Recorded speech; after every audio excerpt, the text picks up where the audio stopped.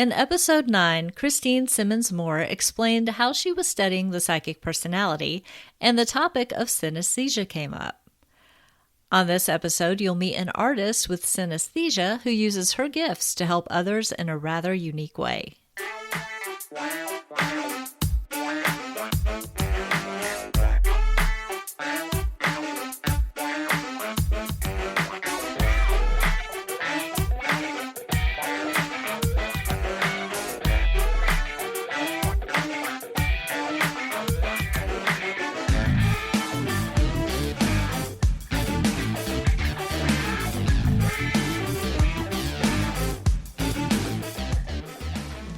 Welcome to the Peep Podcast. I'm your host, Nicole Maroc, and I'm grateful you're here. The two big ideas behind the Peep Podcast are to show that the paranormal is more normal than most people think, and to connect the science to the psi, including ESP, psychokinesis, and intuition. Today, we're talking about intuition, color, and healing. Before we jump into this enlightening interview, I want to give you a quick writing update. I have finished the revisions my developmental editor suggested, and now I'm awaiting the copy edits, which are all about fixing typos, misspellings, and grammatical errors. Yes, I write for a living, but even the pros need a proofreader, and it's very hard to see your own mistakes because your brain likes to fill in the blanks for you. I'm still in the early stages of planning a Kickstarter to launch this summer. If you haven't heard of Kickstarter, I'll tell you a little bit about it. It's a crowdfunding platform that has become popular with authors for being able to launch a book in the black. If the project gathers enough pledges to meet my funding goal, my backers receive special rewards depending on the amount that they pledge. If the goal is not met, no pledges are collected, and the Kickstarter does not fund. This is not a GoFundMe type of charity platform. It's all about helping creatives get their projects off the ground and being rewarded for your help. Sign up for my newsletter to learn more and find out when my launch date will be. Now back to the program. Heather Eck is an intuitive artist and spiritual guide who helps clients connect with their energy through the power of color. Specializing in spirit portraits, chakra alignment, and color healing, she channels divine energy into her artwork, offering personalized insights and transformation. With a background in visionary art therapy and energy work, Heather's sessions provide clarity, healing, and a deeper understanding of the soul's journey. Whether through a custom spirit portrait or a guided session, her work is a portal to self-discovery and empowerment. Let's dive in with Heather. Hi, Heather. How are you doing tonight? I'm doing good. How are you? I'm doing great. Thank you. Good. I'm super excited to have you join me tonight to talk about how you are helping other people heal through color and art and just sharing your story with us. And so I want to get started by asking, what is your earliest memory? What started you on this journey? Yeah, it's funny. My family tells a story of me being probably like 2 or 3, because my sister would have been in a walker at the time. And I was using water on one of those old Crayola coloring books where the water painted when you put the water on the page, it turned colors. And she spilled my water, and that's when I said my very first curse word. I yelled at her for messing up my artwork. So that was like the earliest, probably that should have been a big sign, right? Um, but I was always like a really creative kid. I loved art. I took cartooning classes. I was always sketching and drawing. Um, and I would lay on my floor and listen to music. I love movie soundtracks, and I would listen to soundtracks and I would draw what the music looked like to me and the shape that it took. But I didn't know that that was unusual. I thought that everybody sort of saw music or had a color or associated it with a shape or something, but it turns out that that's not usual. So I have something called synesthesia that I didn't know, it wasn't a part of my vocabulary until my late 30s, Hmm. early 40s. So I just sort of thought that my attraction to color and textures and form was just, part of what everybody thought. Um, and I sort of, dabbled in creative pursuits up through college and minored in art, and then found myself in a corporate career where I was just sort of, the kind of tired that no amount of time off was going to fix for me, and Hmm. realized I had gotten off the path of art, somewhere along the way. And so I returned to that. And that's sort of when I discovered that what I was seeing in my mind's eye, the colors, the shapes, the forms, or even like aura around people was part of my creative expression. That was part of my artistic gift, if you will. And so that's when I made the leap out of corporate to do this full time. Oh, that's fantastic. I totally understand the idea of, or the feeling even of realizing you've gone down the wrong path and just because you're not doing what makes your heart sing and what speaks to your soul, you feel that kind of tired where a vacation's not going to fix it. So I've heard from other people and they have had similar experiences. I want to go back to I can say it, I promise. Synesthesia for a Uh-huh. moment. I actually interviewed a woman named Christine Simmons Moore, and she is an academic who is researching how psychics are wired, among other things. And apparently, a lot of us are actually synesthetics.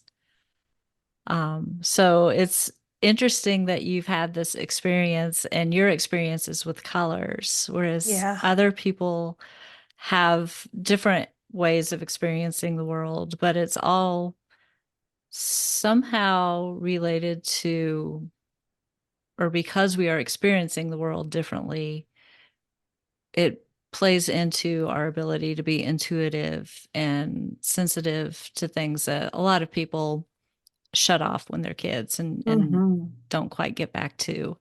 Or they wait and, when they're adults, they start seeking out things that are more of the soul, not necessarily psychic experiences, but trying to Hmm. reconnect with what makes their soul sing.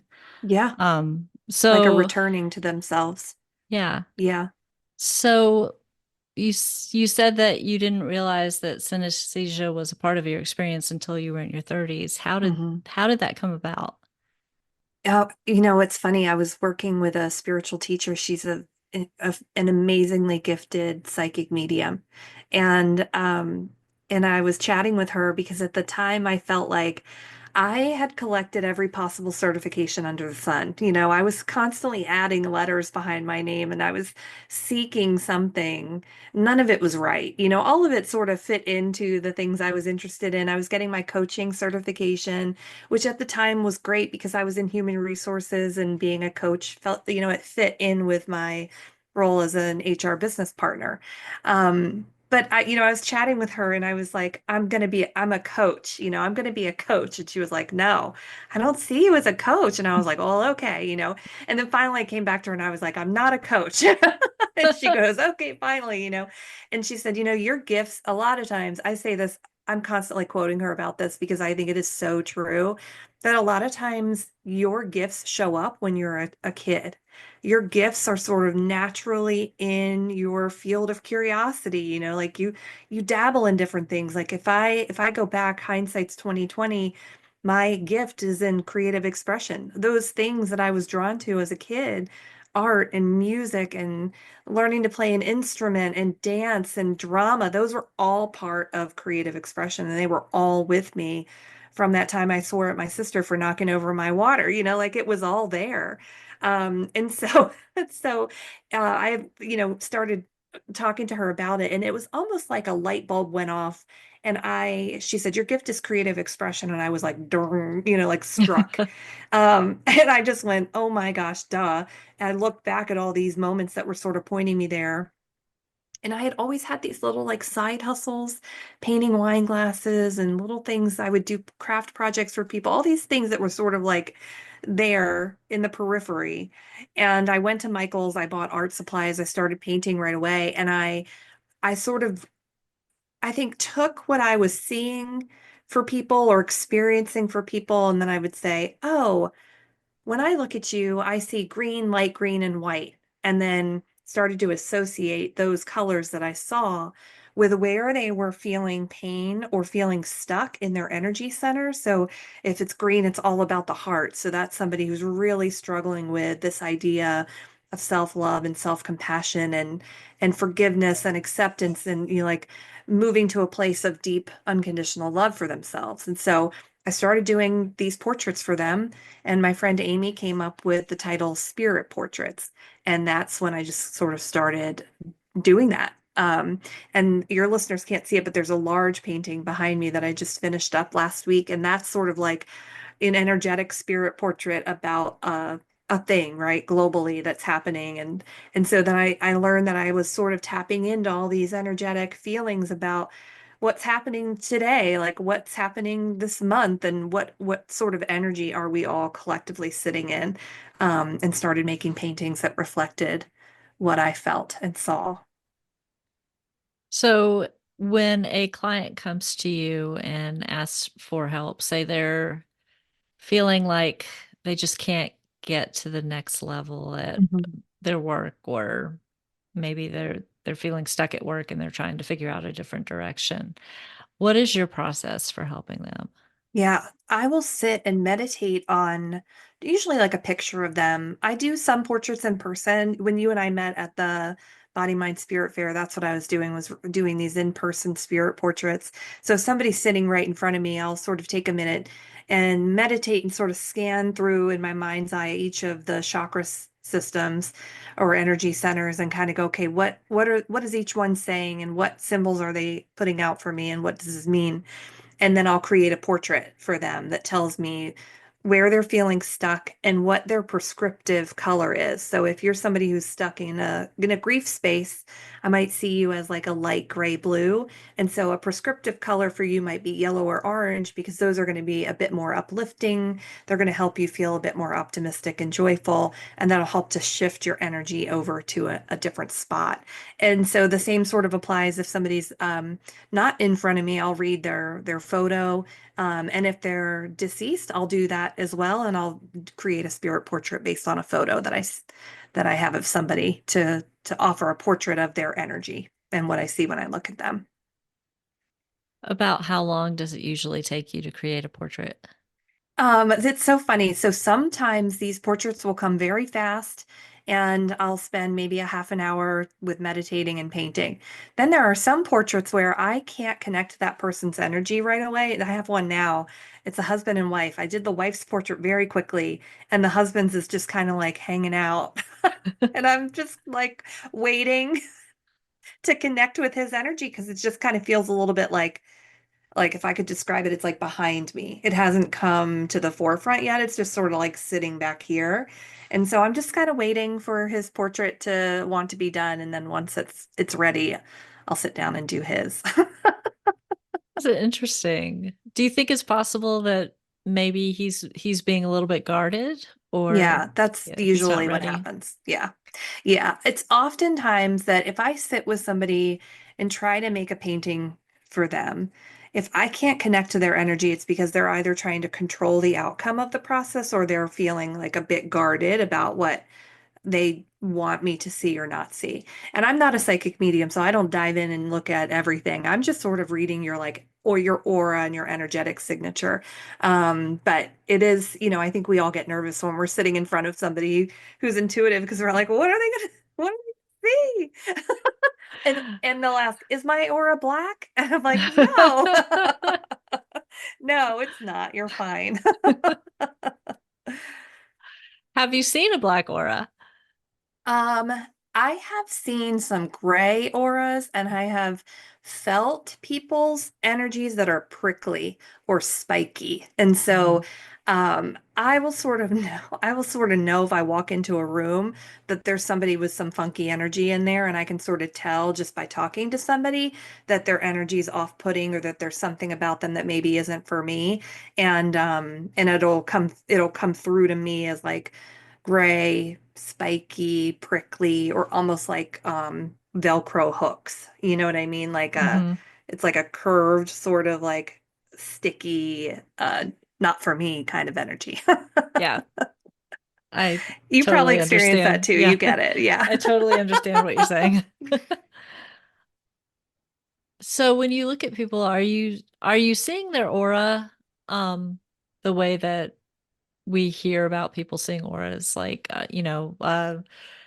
say the aura is yellow Mhm. and they're concentrating, so it's really tight, or they're wide open, so it's really out, Yeah. farther away from there. Is that what you're seeing, or is it something different? So I see both. I see the aura. If you were sitting in front of a white wall and we were talking, I would just be looking all around at your aura because it just sort of dances around, and my eyes will sort of relax and I'll see a bit more, and then I'll focus too much and it'll go away. And so I'll see that aura. But then if I am doing your spirit portrait, I'm going to read your energy centers and sort of look at where you might be spiritually, physically, or emotionally in the body. So I don't Hmm. use your aura color as your spirit portrait color. But I can see it, and so it's kind of like an additional data point for me, if that makes sense. That does make sense. So when you're looking at the energy points in the body, um, say somebody is struggling with self-expression, Mhm. do you see more blue there, or are you seeing the opposite of blue? I will actually see the blue as being the place where you're stuck, but it will sort of tell me like what shade of blue it is. So it's kind of like, those big boxes of crayons, the 64 piece Hmm. crayon set, Yep. like the different shades of blue. So if it's like a murky blue or it looks a little muddy, it'll tell me that you're not balanced in your throat. And so that might mean that there's something that you're holding back or not really ready to say yet. If it's like a bright, vibrant blue, then that tells me that you are actually feeling really balanced there. So it's kind of like if I'm going to use like three shades for each chakra, it's either like underused, overused, or in balance. And that's typically what I'll see for somebody. Like a sacral chakra keeps coming up as we're talking. I keep thinking about the sacral. If that's like a peachy color, to me, that's an underutilized sacral. So that's going to show up and say this person needs more play. They need more freedom in their emotions. They need to feel like they can express more openly or sexually or whatever that is to help balance out that sacral chakra to feel more uh, at ease throughout the day.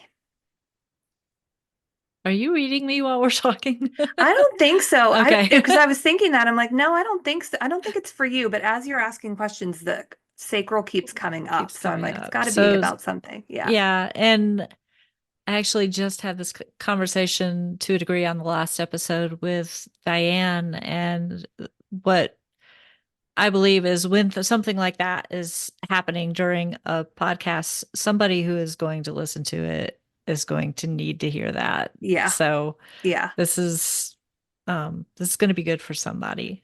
Yeah, and honestly, I think that's where most of the time, if I'm doing a portrait for a woman, it is their throat, their heart, or their sacral. So a lot of times we get stuck in those places where we are not able to communicate as clearly as we need to. We're not offering ourselves that gentle self-love as much as we need to, and we're not giving ourselves permission to play and express and sort of like find this fluidity in our sensuality or how we want to express ourselves in relationships. So that's like a trend that I see. So it's probably why it's coming up more Yeah. today. Yeah. And that totally makes sense because we tend to well, I'll say when I'm doing emotion code work, what comes up is a lot of the same themes, Yeah. especially if I'm working on inherited emotions a lot Hmm. because we learn from our mothers, they learn from their mothers. Not all inherited emotions are passed down through the maternal line, but a lot of them are. Yeah. I So mean, I can see far, it in my own. yeah. Yeah. Yeah. Um, okay, so kind of thinking about color from a different direction, and I you may or may not, well, I'm sure you'll have an answer, but I mean, I'll just ask. Yeah. So, if somebody is very drawn to a certain color, everybody's got their favorite color, but for example, in my world, the that aquamarine light teal color that's on my podcast logo, it's Yeah. like it is everywhere in my world. Uh-huh. And so, is that a reflection of our energy in some way? Yep.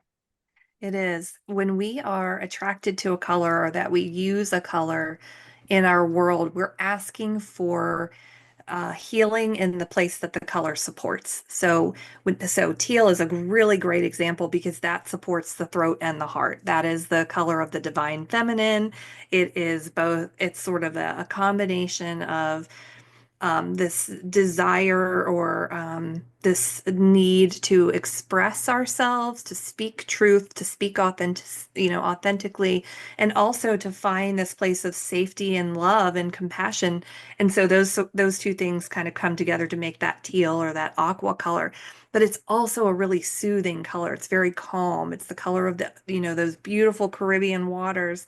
And so if we're using that color a lot, it's because we're looking for those feelings. We're looking for that energy to be part of our world. Like when I know when I reach for my purple shirt out of my closet because my closet's organized by color, that I am reaching for my divine connection to God. I am actively looking for God to speak to me today. I want to be connected. I want to know what the plan is. I want to be in touch. And so when I wear purple, I know it's because I need my crown to be open and so that I can be connected, and hear what God has to say to me today. I love that. So if somebody woke up in the morning and was trying to figure out like what color they should wear, say they have a job interview or Mhm. something like that. And they're looking in their closet and trying to figure out what the best color to wear would be. Like what would you tell them? Yeah, for a job interview, I'd say go blue. Blues are the colors of truth and trust and trustworthiness. It's going to help people feel like you're somebody that can be trusted, that you come across as authentic. It also creates this peaceful, sort of calm energy. And so it'll sort of help you remain calm in the interview, but it'll also sort of emanate this calmer scenario. So when we dress for ourselves, but we dress for everybody else that we encounter that day too. So if you go out and you kind of pay attention and everybody that you see at the grocery store is wearing black, like these are the things that I notice. Other people may not notice it too, but like if I'm out and about and I just encountered 7 people wearing black, what's going on? That is signaling to me that I'm in protection mode or I'm Mm, trying to hide or I'm not willing to put myself out there. And so I'll pay attention to how those colors are messaging to me, and how what I'm messaging to the people that I encounter with what I'm wearing that day too. But it's fun to sort of, you can be very, very intentional with color. And so, like, if you know you've got an interview, yeah, go grab your favorite blue shirt, right, and put that on. But it's also sort of fun to play with, like, what color am I drawn to today? Like, when you're looking at your rainbow of clothes in your closet, which color are you drawn to? Because that color is communicating something to you about what your spirit needs that day or what's going to be the most supportive for you that day. it's funny because I'm more drawn to blues than anything else. And you can see it representing, Yeah. and then there are other colors that I have a complete aversion to, like pink. I'm one of those Mm. women who just, I don't know, my eyes can't stand it. I was looking at houses, and there was, this was years back. There was one that an entire room was pink, and I was like, I don't want to look at that house. And my realtor was like, you can paint it. I'm like, no, I can't even walk into that room. Like, I I know just it's so funny. You can paint it. It's going to be okay. Yeah, that's so funny. Yeah, so the same thing, when we're attracted to a color, it's because it's offering us some healing. When we're repelled by the color, it's because whatever it offers, we're not in a place to accept right now.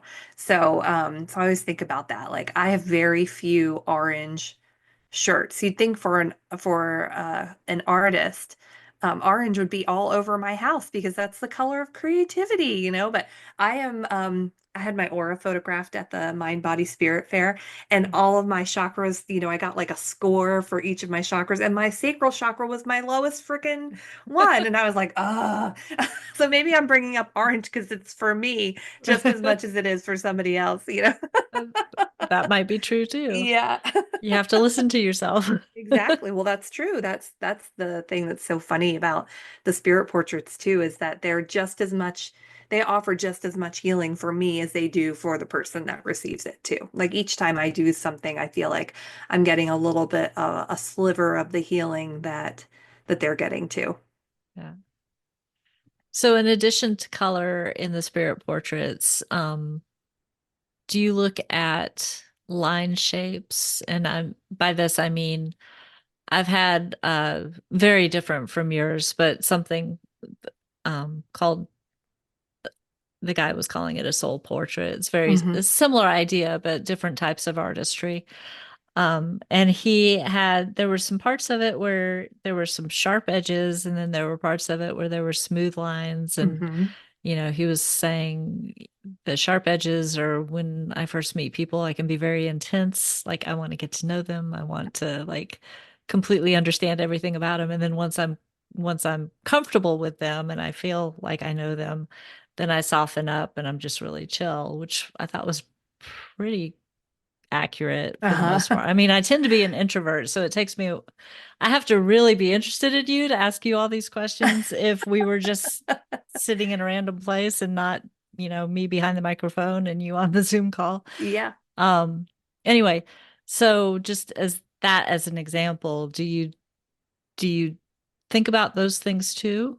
Yeah, absolutely. That's a really great question because I think of the process of making the painting for somebody, like everything that happens from beginning to end is part of the reading and what goes into that. So, for example, if I start your painting and I draw a heart with the ink on there, then that's about the heart center. Whether it's a green or pink or whatever color that comes through, initially there's something with the heart there. So I'll kind of hone in on that.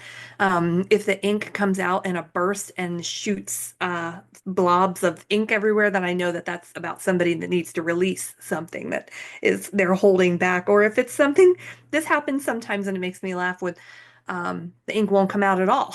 And I'm like, oh, we have somebody who's a little bit stubborn here. So then we'll kind of, the whole thing is part of it, including messages that drop in while I'm working on the painting, or different shapes or symbols that start to form as I'm doing it, and music that pops into my head too. Like my guides communicate with me through music a lot of the time. Hmm. And so I'll never forget there was a portrait I did for my friend's mom, and I could not stop thinking about Rolling Stones songs the whole time I was painting. And I only know a handful of Stones songs, but for Hmm. some reason they just kept coming through. And so I asked her, like, does your mom like the Stones? And she's like, oh my God, she loves them. And I was like, oh, okay. That's so weird. That's really neat. Yeah. Do colors always align with chakras, or can they be more unique? And I guess by that, I mean, if you're seeing blue, is it pretty consistent? It seems like it's pretty consistent. Blue usually means the same thing every Yeah, time. it does for me. Okay. But it's funny, like a lot of other synesthetes will have different, they'll see. So if I say to you, what color is Monday? What would Blue. you say? You'd say blue. So I'd say I'll blue. say red for Monday. So Really. I think a lot of people with synesthesia will see color for things, but that doesn't always align. Hmm. Sometimes it does. I know that there are studies about that too, to see like, do all people with synesthesia see the same things? Um, and I would say no. But for me, if I see a color for somebody, that color will represent a similar energy to somebody else who I see the same color for. Hmm. But the difference will be whether or not that color is showing up in the right energy center. So, for example, if I see blue in your sacral chakra, that means that you need to communicate something about your needs in your sacral. So it's sort of like where that color shows up, what should be there. Is there, am I seeing orange in your sacral, which shows me that you're balanced, or am I seeing blue in your sacral, which shows me that there's something you want to communicate? And so that's sort of the difference for me. Okay. And that's super interesting and answers my question. Without you knowing exactly what the question was, because I was not communicating it clearly. No, that's good. I was picking up No. what you were putting down. I appreciate that. Um, so if somebody came to you and said, I I feel like what you're doing could be helpful for me as far as self-expression goes, like maybe they want to pick up artwork and focus on energy and color. What kind of advice would you give them? Oh my gosh. I think, you know, one of the things I'm really focused on this year is helping people use art for healing. So, not just through getting a portrait with me, which I think is great, but also learning how to use art for your own healing and your own creative expression. And so, first, I would say, just pick up a pen and paper and just start to doodle and see like what's coming out for you. Like, what are the shapes that you're drawing? You could start by just saying, like, if I am feeling anxious today, if I had to draw what that anxiety looked like, what would it look like to me? What color is it coming through to me as? What shape does it have?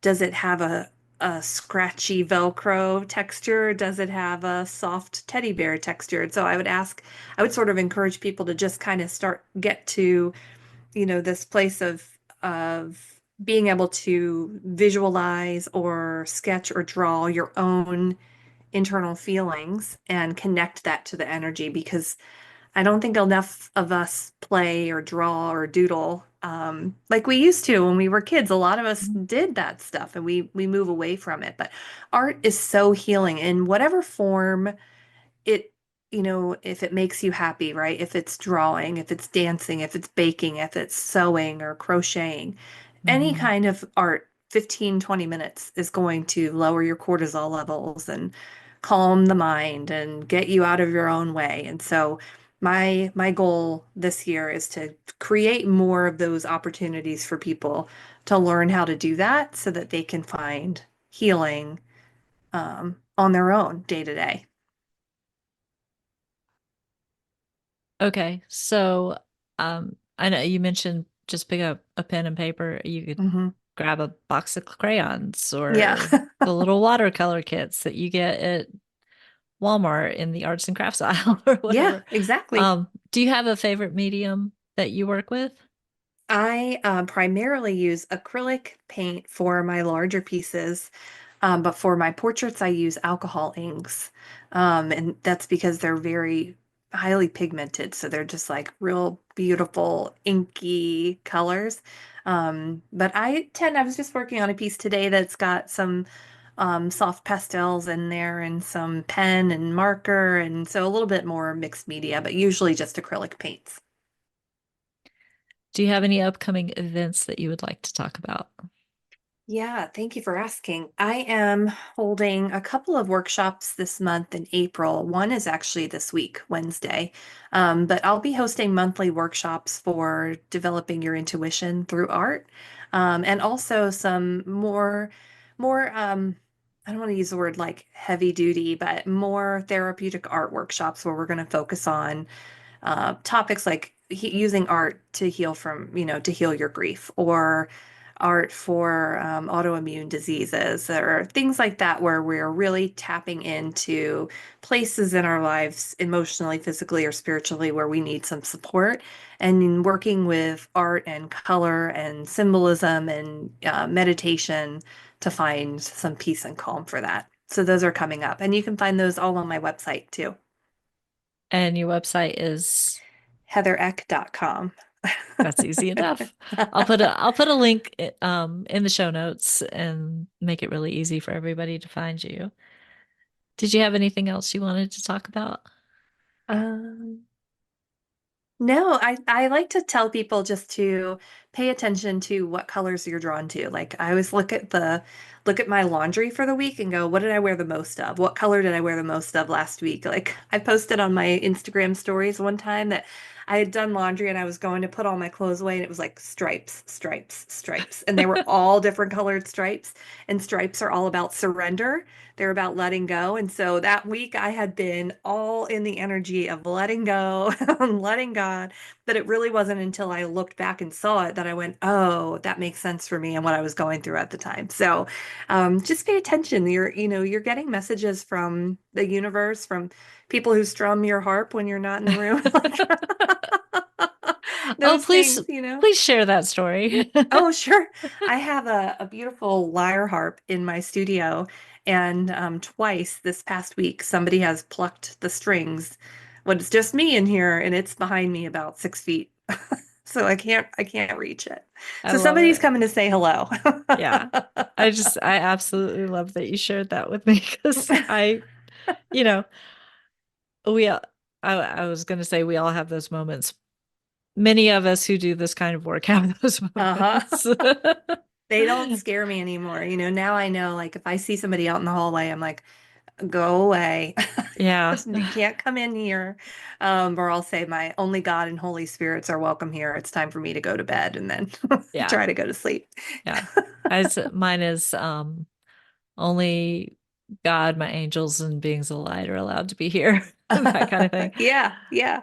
Yeah, and I have an old roll top desk behind me, It's and beautiful. I bought it from some lady. Her husband had passed, and she just needed to get rid of it or something. And I paid $40 for it and cleaned it up, and I love it. When I was cleaning it up, it's just such a random story, but there is a point to it. I found some letters that made me believe that he might have had an affair, and she found those letters and decided to get rid of the desk. Like he had passed, but she was like, I don't want anything to do with this desk. And right after I moved the desk into my house, it's I started hearing knocking sounds from the desk, and I finally just turned around and said, I am not in the mood. You can go now. And they stopped. Oh my goodness. I love stuff like that. It is so fun to hear things like that. I was going to say, whenever I get something like secondhand, or I love to thrift, it's like so much fun. I have to smudge it. I gotta I should smudge have. it, I cleaner, really thought just yeah. cleaning it would be enough, but Yeah, yes, right. I have learned my lesson. You gotta energetically clean it too, right? Yeah, right. Oh, that's Yeah. so funny. Well, I appreciate the time that you spent with me tonight, and I am so excited for all the work that you're doing. Thanks again to Heather for this fascinating conversation, and thank you for listening. If you are interested in sharing your own paranormal experiences, or if you have an idea for an episode topic, please reach out through the contact form at peeppodcast.com. That's PEEP podcast.com. Remember, that stands for People Experiencing Everyday Paranormal. While you're there, subscribe to my newsletter to keep up with the podcast and all my creative and energetic endeavors. I only email it once a month. You'll receive briefs on recent episodes, information on any upcoming appearances, plus some occasional fun extras. If you enjoy the podcast, please give it some rating love on your favorite podcast app, share it with friends, and subscribe so you don't miss an episode. Ratings, reviews, and shares help platforms like Apple Podcasts and Spotify know it's worthy of surfacing to new listeners. And as we build our audience, we have more chances to hear their paranormal stories. A huge thank you to everyone who's given the show some love. You are helping it grow. No matter how you support the show, listening, telling others about it, or any other way, I absolutely appreciate your being here. Thanks again for listening. Stay safe and be well.